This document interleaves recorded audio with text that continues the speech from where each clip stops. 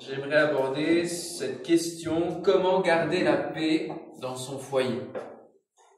Je ne sais pas si ça fait partie de vos rêves, que d'avoir la paix, que d'être dans une certaine tranquillité, d'être en paix chez soi, dans son foyer et dans les relations avec le reste de notre famille, que ce soit notre conjoint, mais que ce soit aussi nos enfants, que ce soit nos parents, que ce soit notre famille élargie, que ce soit les oncles, les tantes, les sœurs, les frères.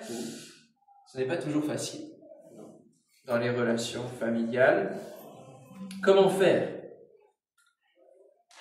Jésus nous dit d'ailleurs, dans l'évangile de Matthieu, chapitre 10, « Le frère livrera son frère à la mort, et le père son enfant. Les enfants se soulèveront contre leurs parents et les feront mourir. » Ça, c'est ce qu'il annonce pour la fin des temps, l'avancement du monde. Alors certes, c'est une réalité qui prend place.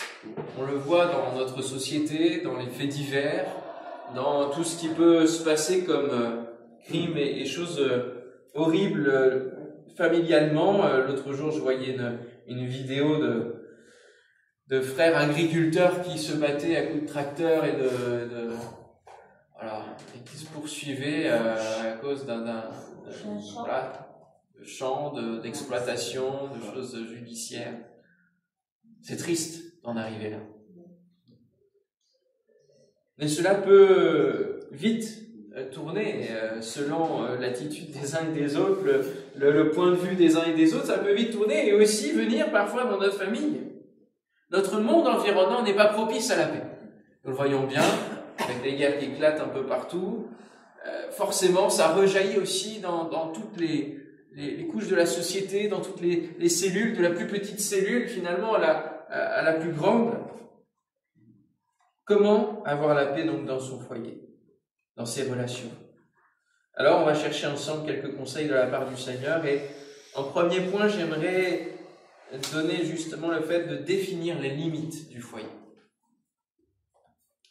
Je reprends le texte que nous avons vu hier, Deutéronome chapitre 6, verset 6, « Que ces commandements que je te donne aujourd'hui restent gravés dans ton cœur, tu les inculqueras, donc tu aiguiseras tes enfants à ces commandements, et tu en parleras chez toi dans ta maison, et quand tu marcheras sur la route, quand tu te coucheras et quand tu te lèveras. » Donc déjà, il y a le fait de porter la parole de paix dans ces différents endroits. « Qu'il soit attaché comme un signe sur ta main et comme une marque sur ton front. » Ça, je ne l'ai pas mis dans mes notes, mais je l'évoque rapidement, ça rappelle le moment où, dans l'Apocalypse, il nous est parlé de la marque de la bête qui sera disposée sur le front et sur la main.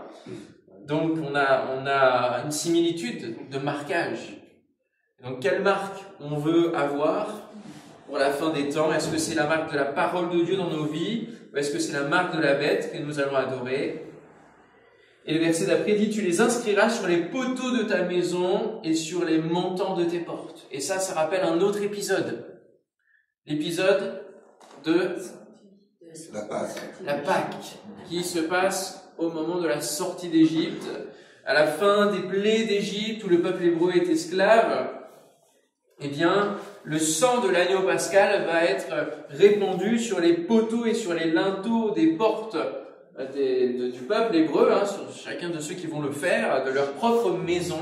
Ils vont donc définir une limite spirituelle de leur foyer, afin que l'ange exterminateur, voyant le sang, n'entre pas dans la maison, et passe son chemin pour aller faire son œuvre ailleurs. Ce sang marquait une limite pour préserver la vie à l'intérieur du foyer. De la même manière, le conseil de Dieu est justement de mettre la parole de Dieu, vous voyez, tu les inscriras sur les poteaux de ta maison et sur les montants de tes portes. Et là aussi, c'est une limite que nous définissons.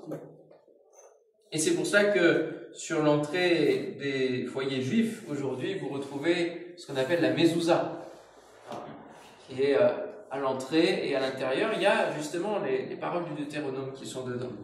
Alors, ça peut devenir presque parfois magique, un porte-bonheur. Mais l'important, c'est ce qui est dit, c'est qu'il se soit gravé dans le cœur. Donc déjà, dans les limites de son cœur, il y ait déjà la parole de Dieu. Et que rien d'autre de néfaste de ténébreux ne puisse y entrer. Et on a l'image donc de le fait de se nourrir, où forcément se nourrir, vous n'allez pas manger des baies empoisonnées, vous n'allez pas volontairement absorber des substances qui vont être nocives pour votre corps, des pesticides, même si on en avale un petit peu, mais c'est pas volontaire, vous voyez. Mais on va pas avaler du white spirit ou d'autres choses comme ça, ok. De la même manière, pour notre cœur, pour notre vie, nous n'allons pas aller nous nourrir de choses néfastes. Il y a tellement de lectures, de contenus qui peuvent façonner nos pensées, façonner notre cœur, nous convaincre. La parole de Dieu mise à l'entrée de notre cœur en disant c'est une priorité. C'est la nourriture principale pour ma vie, va déjà garantir une certaine paix intérieure. Donc au-delà de l'aspect physique, cela nous indique que notre maison, le lieu n'est pas forcément un lieu dans lequel tout peut entrer. Et d'ailleurs, dans la suite de Deutéronome, chapitre 18, verset 10, il est dit qu'on ne trouve chez toi personne qui fasse passer son fils ou sa fille par le feu, personne qui exerce le métier de devin, d'astrologue, d'augure, de magicien, d'enchanteur, personne qui consulte ceux qui invoquent les esprits ou disent la bonne aventure, personne qui interroge les morts. Dieu pose les limites en définissant les règles de la loi et en donnant ses commandements. Et si nous reprenons pour nous-mêmes ces limites-là, eh bien nous allons garantir une paix intérieure, une paix dans notre foyer. Nous avons une voisine qui, dans les débuts où nous sommes arrivés, nous attendions Théo et elle s'est proposée, dans les débuts de conversation, elle se proposait de venir faire le pendule au-dessus du ventre de Moulon, vous voyez, pour savoir quel était le sexe. Nous savions quel était le sexe, nous n'avions pas besoin de cela, et nous avons tout de suite refusé. À proposer des trucs avec une cuillère, voilà. Il y a des tas et des tas et des tas de choses aujourd'hui pour venir nous atteindre dans la préservation de la parole de Dieu, nous atteindre dans notre intégrité, notre relation avec Dieu. Il y a plein de choses subtiles aujourd'hui, et nous avions fait avec le Pentecôte un numéro sur toutes les nouvelles croyances, sur tout ce qui s'introduit, y compris dans les écoles, les cours de Qigong, tellement de choses, au niveau du yoga, tout ce qui paraît être healthy, tout ce qui est bien, sous bon rapport. Attention, faisons preuve de discernement sur ce qui peut entrer dans notre foyer. Et Jésus dira, lorsqu'il donne des conseils pour la vie d'intimité spirituelle, il dira « ferme ta porte ». Quand tu vas prier, ferme ta porte. Il y a des lieux dans ton foyer qui sont amenés à être sacrés quelque part.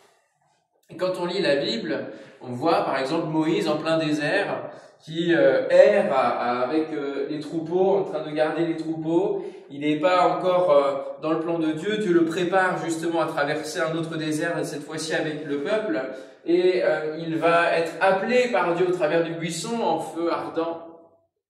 Puisque Dieu et sa composition, c'est le feu. Et il va dire, ôte tes souliers parce que le lieu sur lequel tu te tiens est saint.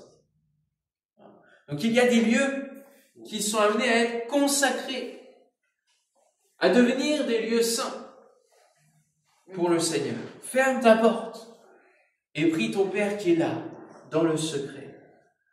Il faut poser les limites de son intimité et de l'intimité de nos proches. Cela donc vaut pour l'intimité en général.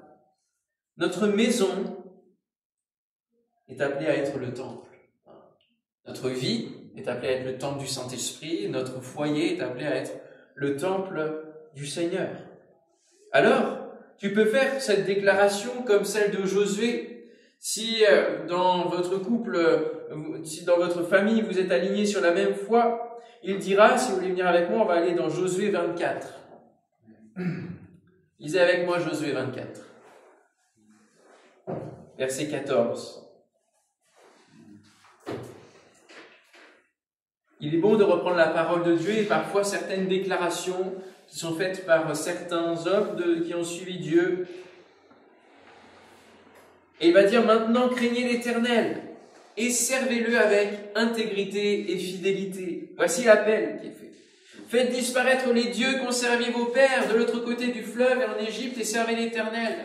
Ils ont emmené avec eux, ils ont introduit dans le pays promis des choses qui ne devaient pas y être. Ils n'ont pas posé les limites, voyez.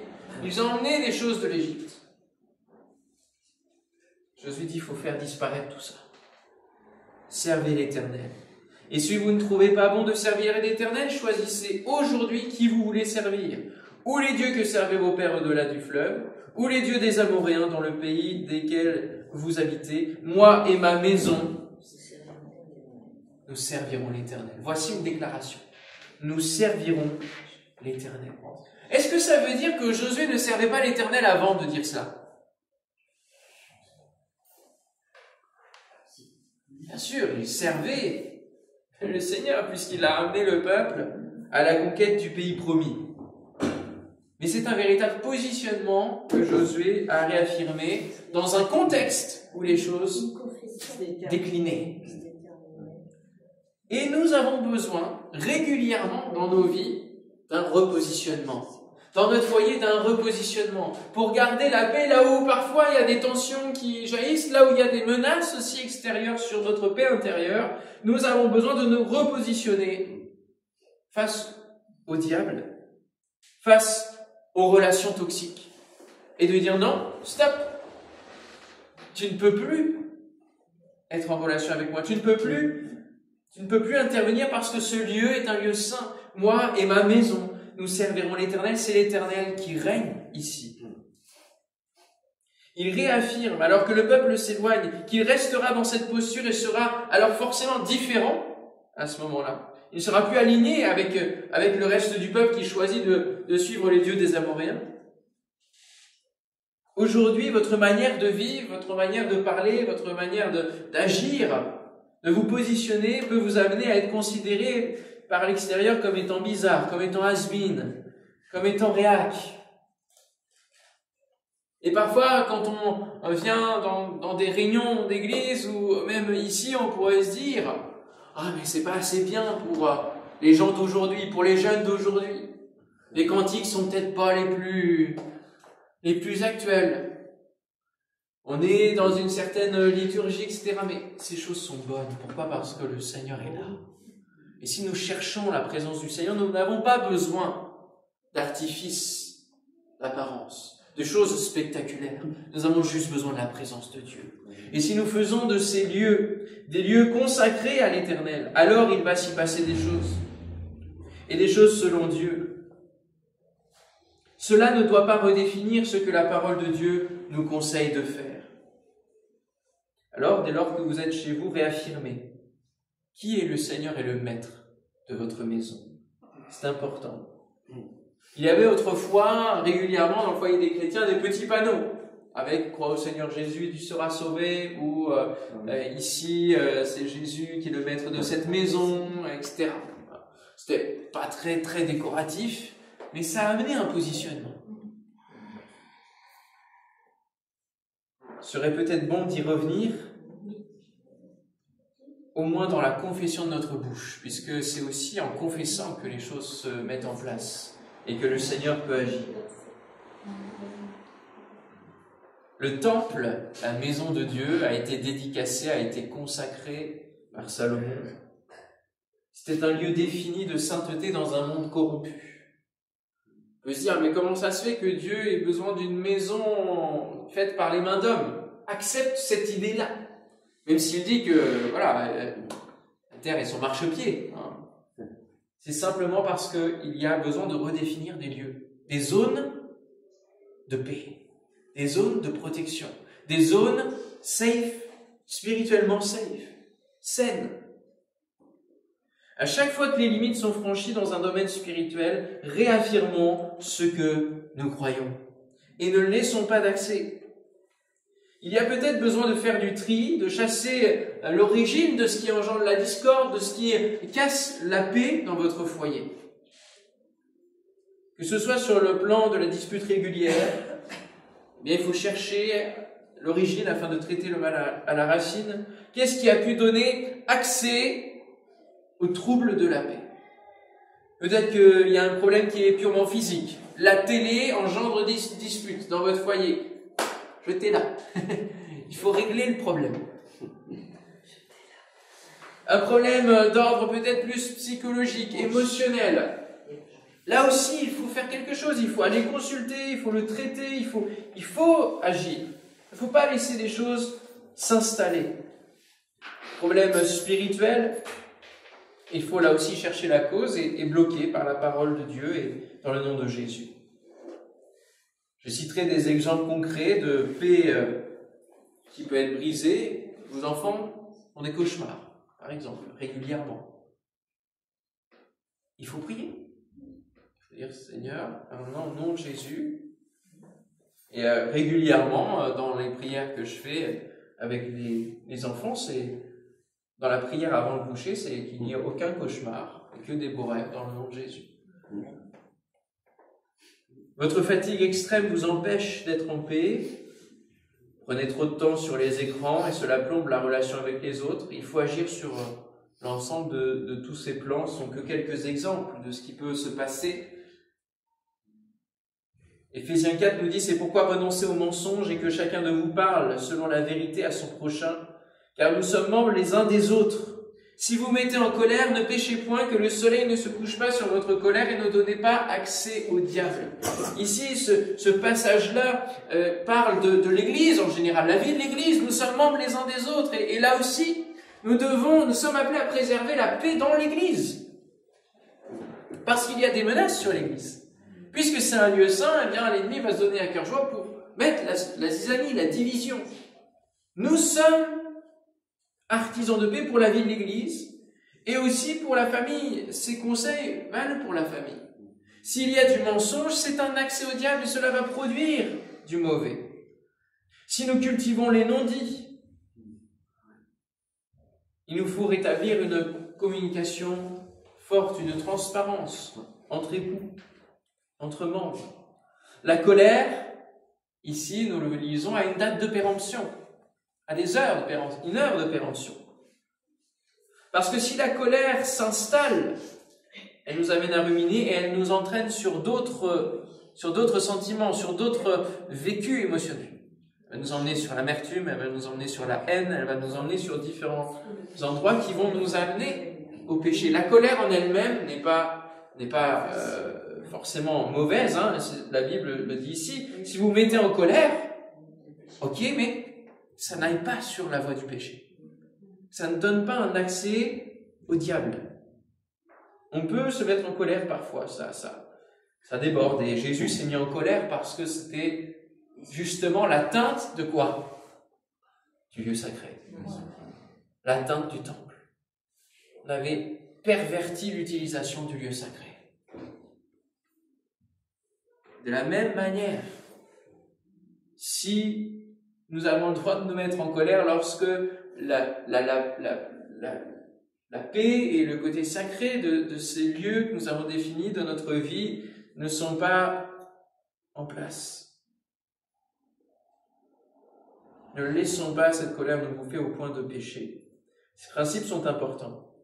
Alors, en deuxième point, après avoir défini les limites de notre foyer, du lieu justement qui peut être dans la paix, eh bien, qu'est-ce qui va résonner sur les murs et dans nos cœurs? Qu'est-ce qui résonne sur les murs et dans le cœur de cet espace-là? Une maison, ça vit. Il y a des pleurs, il y a des rires, il y a des discours. Nous pouvons entendre beaucoup de choses résonner dans les murs des voisins. Nous habitons en immeuble et nous entendons régulièrement des cris, régulièrement des engueulades, pour le dire comme cela. Et à leur tour, les voisins, qu'entendent-ils lorsqu'ils penchent peut-être leurs oreilles sur nos murs? Entendent-ils des louanges? des prédications, des réunions de maison avec des personnes qui prient, des temps de prière, des lectures de la Bible.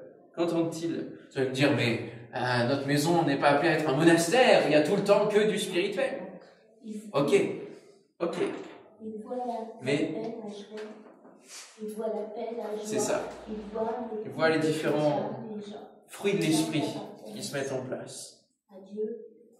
Et laissez-moi vous dire que ça ressemble en rien à un monastère. Parce que tout le reste peut être rire, joie, amusement. Et avec des enfants, on peut avoir tous ces éléments-là. Et danser sur une louange comme David pouvait le faire. Entendre un podcast avec des émissions pour enfants, chrétiennes, qui racontent des histoires vraies de ce que Dieu agit dans les différents temps et pays, endroits du monde. Quels sont les mots que vous employez? Allez-vous dans la surenchère lorsque le ton monte? Que cherchez-vous en premier? Est-ce que c'est d'avoir raison ou est-ce que c'est garder la paix? Proverbe 15.1 nous dit: une réponse douce calme la fureur, mais une parole dure excite la colère. Proverbe 3.33 nous dit: la malédiction de l'Éternel est dans la maison du méchant, mais il bénit la demeure des justes. Alléluia, il est là avec nous si nous l'invitons. Et si la paix a disparu, qu'une dispute a éclaté, que tes enfants sont pénibles ou que ça ne va pas tout simplement, tu es sous de lourds fardeaux, eh bien, reviens vers le Seigneur. Qu'est-ce que je peux mettre en place dans ce moment-là? Je vais commencer à mettre, si tu es musicien, tu te mets à ton instrument de musique, tu te mets à louer Dieu. Si tu n'es pas musicien, tu mets en route une louange et la louange va amener la paix dans ton cœur et puis il va s'étendre dans le reste du foyer. Quels mots nous employons? Qu'est-ce que nous faisons? Qu'est-ce qui résonne sur les murs? Je rappelle cette notion d'exemple que nous sommes appelés à être. Vers le milieu de la nuit, Paul et Silas priaient et chantaient les louanges de Dieu. Il n'y avait pas de conflit là, mais ils n'étaient pas dans des circonstances très heureuses. Tout à coup, il se fit un grand tremblement de terre et toutes les portes s'ouvrirent. Dieu peut ouvrir les portes lorsque tu te remets à lui. La louange brise la colère, elle brise le joug, elle brise la blessure, elle brise la fatalité. La louange fait renaître l'espoir, elle amène le baume divin, elle restaure, elle apaise. Tu peux changer l'atmosphère d'un lieu si tu es un diffuseur de paix. Vous savez, souvent dans nos maisons, on met des diffuseurs de ceci, de cela. Nous sommes la bonne odeur de Christ, alléluia. Et nous sommes appelés aussi à diffuser la paix. Garde ton cœur plus que toute autre chose, car de lui viennent les sources de la vie. Proverbe 4.23. Ton cœur est-il malléable ou endurci? Qui garde ton cœur? Sont-ce tes peurs, tes blessures? J'avais cette image-là qui m'est venue de la grille d'égout. Vous savez, là, il y a beaucoup de pluie en ce moment et puis d'orage. Et alors, ça entraîne pas mal de choses. C'est pas que de l'eau qui coule. Et au moment d'arriver sur la grille, alors la grille, elle va bloquer. Elle va bloquer les feuilles, les branches, etc. Elle va bloquer. Et à un moment donné, elle bloque tellement, il y a tellement de feuilles, etc., que même l'eau ne passe plus. Et parfois, notre cœur, il est comme ça. On a une certaine résistance et on laisse pas passer ce qui pourrait venir nous bloquer, nous remplir et empêcher ce que l'eau vienne, mais parfois même l'eau de la vie, l'eau du Seigneur ne rentre plus. Ne rentre plus. Et nous avons besoin de l'intervention de quelqu'un. Besoin de l'intervention d'un humain pour enlever ce qui est bouché. C'est comme les puits de la parole de Dieu qui étaient bouchés. Nous avons besoin d'une intervention divine. Et le Seigneur vient rendre mon cœur à nouveau malléable. Qu'il ne soit pas endurci. Nous avons besoin de toi, Seigneur.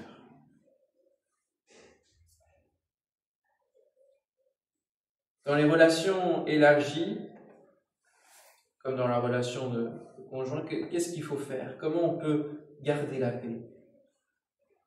Dans quelque maison que vous entriez, dites d'abord que la paix soit sur cette maison. Et s'y trouve un enfant de paix, votre paix reposera sur lui. Luc 10, versets 5 et 6. Ça, c'est un conseil de Jésus lorsqu'il envoie les disciples aller annoncer l'évangile.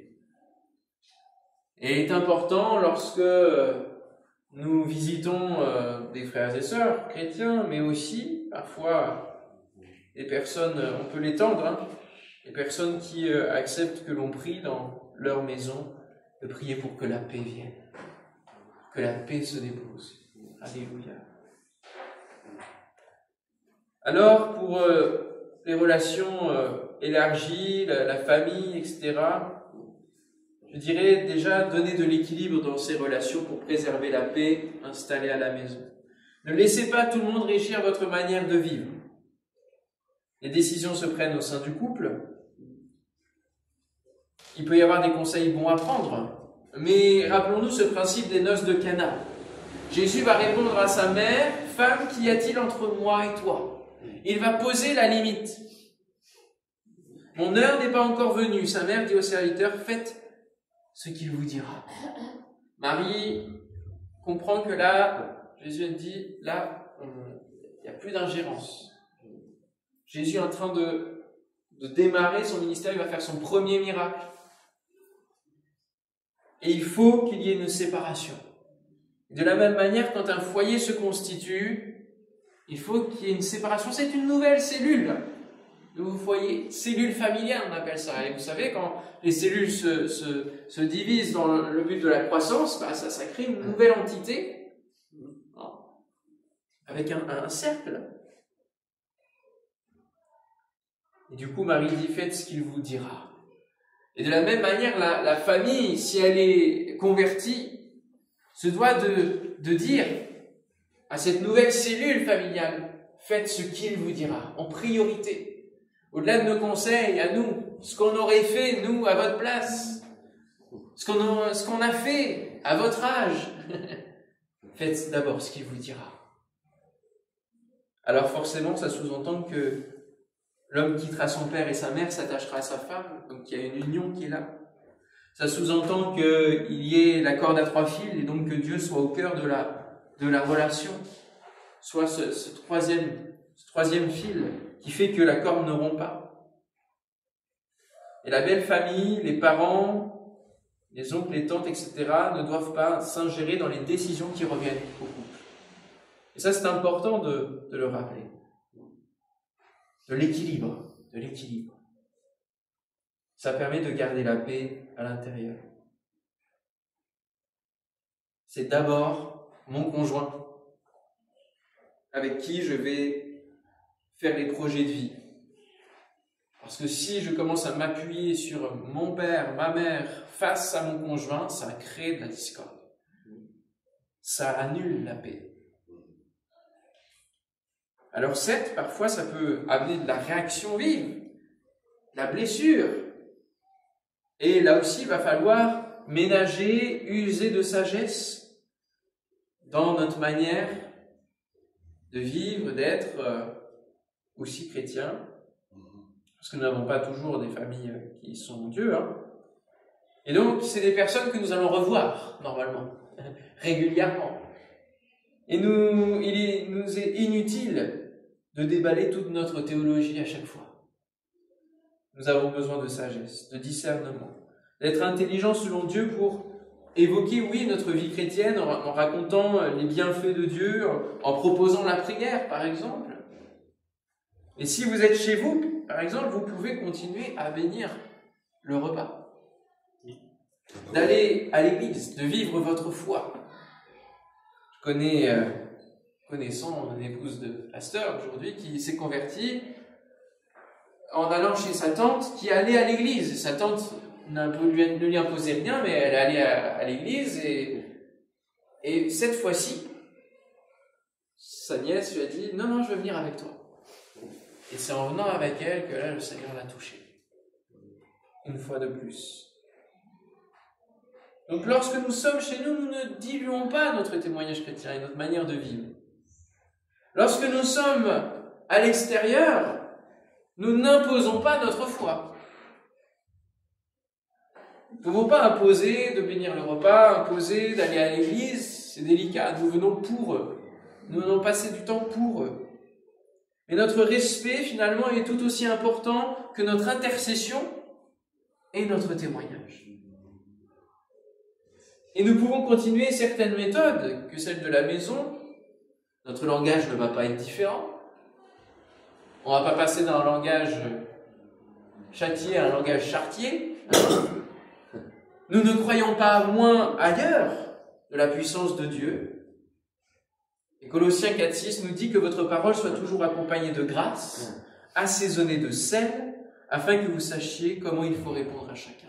On voit la corde raide, là, le fil d'équilibre sur lequel nous sommes pour essayer de faire en sorte que la grâce de Dieu les touche et que nous ne les dégoûtions pas de la foi par notre attitude.